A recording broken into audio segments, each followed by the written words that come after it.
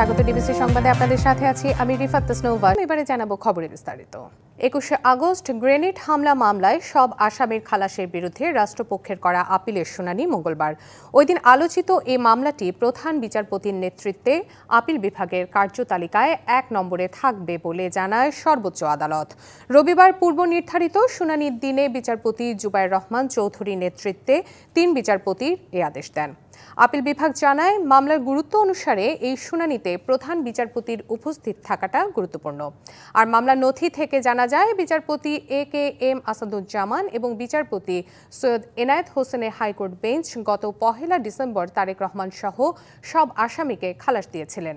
এর আগে গত 21শে নভেম্বর এ মামলায় খালাস চেয়ে করা আসামির আপিল এবং ডেথ রেফারেন্স শুনানি করা হয়। 2018 সালের 10 অক্টোবর এ মামলায় সাবেক স্বরাষ্ট্র প্রতিমন্ত্রী লুৎফুজ্জামান বাবর এবং বিএনপি নেতা আব্দুস সালাম পিন্টু সহ 19 জনকে মৃত্যুদণ্ড দেয় বিচারিক আদালত। 2004 সালে রাজধানী বঙ্গবন্ধু এভিনিউয়ে আওয়ামী লীগের সমাবেশে গ্রেনেড হামলায় নিহত হন 24 জন। এই ঘটনায় আহত হন অন্তত 4 শতাধিক। যাদের ঐক্যমত্য তৈরি করতে হলে সবাইকে কিছু না কিছু ছাড় দিতে হবে, এমন মন্তব্য করেছেন জাতীয় ঐক্যমত্য কমিশনের সহ সভাপতি ডক্টর আলী রিয়াজ। তবে মৌলিক বিষয়গুলো নিয়ে ঐক্যমত্য হয়ে এগিয়ে যেতে হবে। 15 দিনের মধ্যে কমিশন প্রথম ধাপের আলোচনা শেষ করতে পারবে বলে প্রত্যাশার কথা বলেন জাতীয় ঐক্যমত্য কমিশনের সহ সভাপতি। বলেন, শুধুমাত্র এই টেবিলে বসে আলোচনা করলেই হবে না, নিজেদের মধ্যে এবং সহযোগী রাজনৈতিক শক্তিগুলোর সাথে আলোচনা করার আহ্বান জানান তিনি। 12 দলীয় জোটের পক্ষে মোস্তফা জামান হায়দার বলেন, মত পার্থক্য আমাদের মধ্যে আছে, তবে ন্যূনতম ঐক্যমত্যের মধ্য দিয়ে এগোতে হবে যাতে আগামীতে স্বৈরশাসন না আসতে পারে।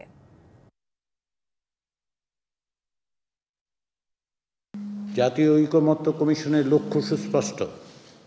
আমরা চাই সকলের সাথে আলাপ আলোচনার মধ্য দিয়ে একটি জাতীয় সনদ তৈরি করতে, যা বাংলাদেশের ভবিষ্যতের পথরেখা নির্ধারণ করবে।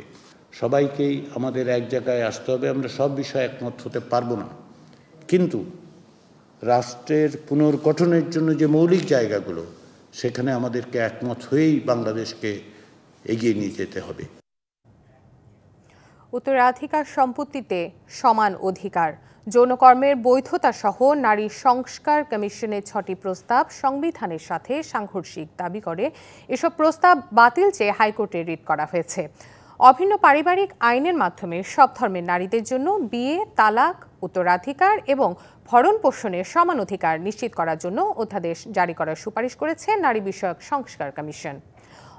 অন্তত আইনটি তৈরিতে এখনই উদ্যোগ নিতে সব সম্প্রদায়ের জন্য ঐচ্ছিকভাবে তা প্রয়োগ করতে বলা হয়েছে। সরাসরি নির্বাচনের মাধ্যমে নারীর প্রতিনিধিত্ব বাড়ানোর লক্ষ্যে সংসদীয় আসন বাড়িয়ে 600 করে সেই আসন থেকে 300 আসন নারীর জন্য সংরক্ষিত রেখে সরাসরি নির্বাচনের সুপারিশ করা হয়েছে। অন্তর্বর্তী সরকারের প্রধান উপদেষ্টা অধ্যাপক মোহাম্মদ ইউনুসের কাছে নারী অধিকার রক্ষায় বিশদ সুপারিশ সহ প্রতিবেদন জমা দিয়েছে নারী বিষয়ক সংস্কার কমিশন, যার প্রেক্ষিতে এই রিট। 2.5 মাস পর ক্লাস শুরু হবার কথা থাকলেও লাঞ্ছিতকারীদের শাস্তি এবং উপাচার্যের অপসারণ বৈধ প্রক্রিয়ায় না হওয়ায় দাবি তুলে কুয়েটে কর্মবিরতি পালন করছেন শিক্ষকরা। সেখানে আছেন আমাদের সহকর্মী আমিরুল ইসলাম, সরাসরি চলে যাচ্ছি তার কাছে। আমিরুল, শিক্ষকদের কর্মবিরতির বিষয়ে আপনার কাছে সবশেষ কি তথ্য আছে আমাদেরকে জানাবেন। খুলনা প্রকৌশল ও প্রযুক্তি বিশ্ববিদ্যালয়ে যে উদ্বুদ্ধ পরিস্থিতি, সেই পরিস্থিতির ছাত্ররা যেমন আন্দোলন নামবে এবং শিক্ষকরা কর্মবিরতিতে পালন করছে। বিশেষ করে ছাত্রদের যে দাবি ছিল, সে দাবি বাস্তবায়নের মধ্য দিয়ে তারা যেমন অনশনে উঠে আসছে, এখন থাকছে যে শিক্ষক যারা রয়েছে তাদের দাবি যে রয়েছেন যে এই ঘটনায় হামলাকারীদের যে ব্যবস্থা নেওয়া, বিশেষ করে আইনের আওতায় না ব্যবস্থা নেওয়া, দোষীদের শাস্তি দেওয়া না। এই কারণে এই দাবিতে তারা কিন্তু কর্মবিরতি পালন করছে এবং সেই সঙ্গে যে যথাযথ প্রক্রিয়ায় যে উপাচার্য অপসারণ হয়নি, এটাও কিন্তু তার বিগত সময় দাবি ছিলেন। এর করে নতুন যে ভারপ্রাপ্ত যে উপাচার্য এসেছেন, তিনি কিন্তু সকাল 10:30 থেকে মিটিংয়ে বসেছেন, বিশেষ করে শিক্ষক সমিতির নেতৃবৃন্দ শিক্ষকদের নিয়ে।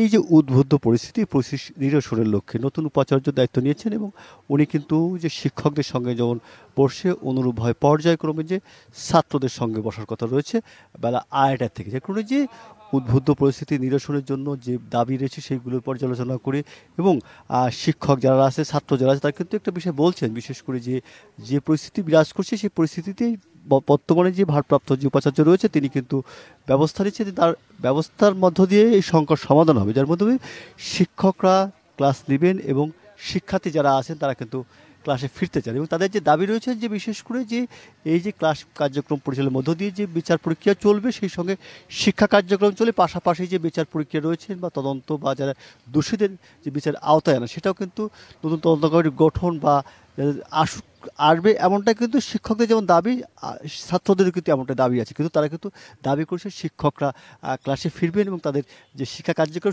সেই কার্যক্রম পরিচালনা করবেন। যে বিচারিক যে প্রক্রিয়া সেটা কিন্তু রয়েছে বা দীর্ঘসূত্রিত হতে পারে, যার করে শিক্ষা কার্যক্রম যাতে ব্যাহত না হয়, শিক্ষক ছাত্রদের যে ক্লাসে আবার প্রাণবন্ত হতে খুলনা প্রকৌশল প্রযুক্তি বিশ্ববিদ্যালয় এমনটাই কিন্তু প্রত্যাশা করছেন এখানে ছাত্ররা, এবং তাদের প্রত্যাশা সাড়া দেবেন এমনটাই শিক্ষকরা ক্লাসে ফিরবেন এমনটাই প্রত্যাশা তাদেরকে। এটা হচ্ছে সর্বশেষ অবস্থা। জি আমিরুল, ধন্যবাদ জানাচ্ছি আপনাকে।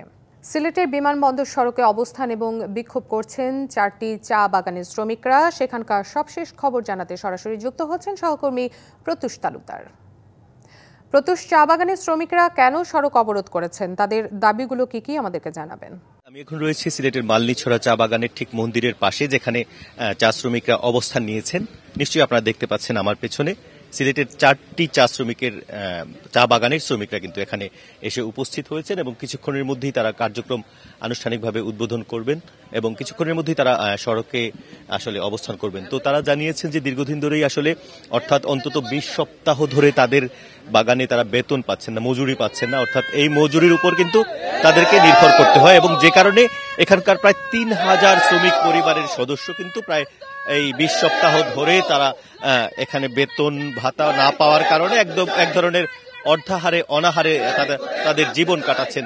তো সবকিছু মিলে তারা আসলে এক ধরনের বাধ্য হয়ে তারা এই ধরনের কর্মসূচি গ্রহণ করেছেন। এর আগেও তারা প্রশাসনকে বিষয়টি জানিয়েছেন এবং প্রশাসনের পক্ষ থেকে বলা হয়েছে সমাধান করার জন্য, কিন্তু যেহেতু তারা একেবারেই একদম দিন আনে দিন খায় এরকম পরিস্থিতি তারা চলছেন, সে কারণে তাদের পরিস্থিতি একটু বেশি করুন। এবং আমরা আরো জানতে পেরেছি সেখানে 4টি বাগানের মধ্যে একটি বাগানের ফ্যাক্টরিও বন্ধ এবং বেশিরভাগ বাগানে কিন্তু বিদ্যুৎ সংযোগ বিচ্ছিন্ন হয়ে গেছে। সবকিছু মিলে তাদের সন্তানরা পড়াশোনা করতে পারছেন না। তাদের সাথে একটু কথা বলার চেষ্টা করবো, আসলে তাদের এই আন্দোলন একটু কথা বলবো আপনার সাথে। আজকের এই আন্দোলনের কারণটা কি, আপনারা রাস্তা সড়ক কেন অবরোধ করছেন?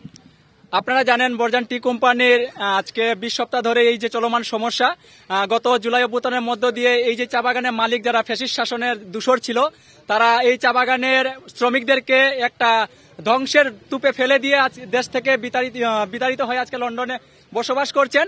কিন্তু জুলাই অভ্যুত্থানের পরে এই যে চা বাগানের যে দায়িত্ব, এই আসলে একটা চা বাগানের মালিক যখন পালিয়ে যায় বা দেউলিয়ত হয় তখন এই বাগানের দায়িত্বটা আসলে কে নেয়? আমরা মনে করি যে প্রথমে নৈতিকভাবে দায়িত্ব ছিল টি বোর্ডের, বাংলাদেশ যে টি বোর্ড আছে তার দায়িত্ব ছিল এটা নেওয়া এবং বাংলাদেশ চা সংসদের দায়িত্ব ছিল। এখন পর্যন্ত সেই দায়িত্ব কেউ নিচ্ছেন না, যে কারণে আসলে নিশ্চয় শুনছিলেন এখন পর্যন্ত আসলে সেই দায়িত্ব কেউ নিচ্ছেন না। তারা এরই মধ্যে আন্দোলন করে যাচ্ছেন, অর্থাৎ জেলা প্রশাসকের কাছে তারা আবেদন জানিয়েছেন। জেলা প্রশাসক আমাদেরকে জানিয়েছেন তাদেরকে সাময়িকভাবে সহযোগিতা করা হচ্ছে এবং বিষয়টি সমাধানের চেষ্টা করা হচ্ছে। তবে শ্রমিকরা বলছেন একেবারেই আসলে দেয়ালে তাদের পিঠ ঠেকে গেছে, যে কারণে তারা এই ধরনের কঠোর কর্মসূচির দিকে যাচ্ছেন। এই ছিল সিলেটের সর্বশেষ পরিস্থিতি। জি ধন্যবাদ জানাচ্ছি আপনাকে। সংবাদ এই ছিল এখনকার মতো। ডিবিসি নিউজের সংবাদগুলো পড়তে ভিজিট করুন dbcnews.tv আর ভিজিট করুন ডিবিসি নিউজের ফেসবুক পেজ এবং ইউটিউব চ্যানেলে। ডিবিসির সঙ্গেই থাকুন।